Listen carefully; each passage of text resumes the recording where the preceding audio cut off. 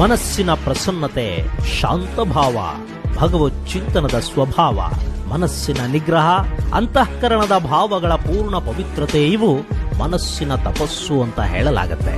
ಸ್ನೇಹಿತರೆ, ಈ ಹಿಂದೆ ಹೇಳಿದ ಎರಡೂ ತಪಸ್ಸುಗಳಿಗಿಂತಲೂ ಶ್ರೇಷ್ಠವಾದುದು ಮಾನಸಿಕ ತಪಸ್ಸು. ಹಾಗಂದ್ರೆ ನಮ್ಮ ಮನಸ್ಸನ್ನ ಸದಾಕಾಲ ಶುದ್ಧವಾಗಿಟ್ಕೊಳ್ಳೋದು, ಕೆಟ್ಟ ವಿಚಾರಗಳಿಗೆ ಅವಕಾಶವೇ ಇರದಂತೆ ಸೌಮ್ಯವಾದ ಮನಸ್ಸನ್ನ ಹೊಂದೋದು, ದುಡುಕಿಲ್ಲದಂತೆ ವರ್ತಿಸೋದು, ಯಾರನ್ನು ಯಾವ ಕಾರಣಕ್ಕೂ ದ್ವೇಷ ಮಾಡದೇ ಇರೋದು, ಆತ್ಮನಿಗ್ರಹವನ್ನ ಸಾಧಿಸೋದು, ಕೋಪದ ಕೈಗೆ ಬುದ್ಧಿಯನ್ನ ಕೊಡದೇ ಇರೋದು, ಎಲ್ಲರನ್ನೂ ಸಮಾನವಾಗಿ ಕಾಣೋದು, ಮನಸ್ಸಿಗೆ ಶ್ರೇಷ್ಠತೆಯ ಕೊಳಕನ್ನ ಮೆತ್ತಿಕೊಳ್ಳದ ಹಾಗೆ ನೋಡಿಕೊಳ್ಳೋದು, ತನ್ನವರು ಪರರು ಅನ್ನೋ ಭಾವನೆ ಇಲ್ಲದ ಹಾಗೆ, ಶ್ರೀಮಂತ ಬಡವ, ಕುಲೀನ ಕುಲಹೀನ ಇಂಥ ಭಾವನೆಗಳಿಲ್ಲದೆ ಪ್ರತಿಯೊಬ್ಬರನ್ನು ಭಗವಂತನ ಸೃಷ್ಟಿ ಅನ್ನೋ ಭಾವದಿಂದ ನೋಡುವಂತೆ ನಮ್ಮ ಮನಸ್ಸನ್ನ ತಯಾರು ಮಾಡಿಕೊಳ್ಳೋದಿದೆಯಲ್ಲ, ಅದು ಮಾನಸಿಕ ತಪಸ್ಸು ಅನ್ನಿಸ್ಕೊಳ್ಳುತ್ತೆ.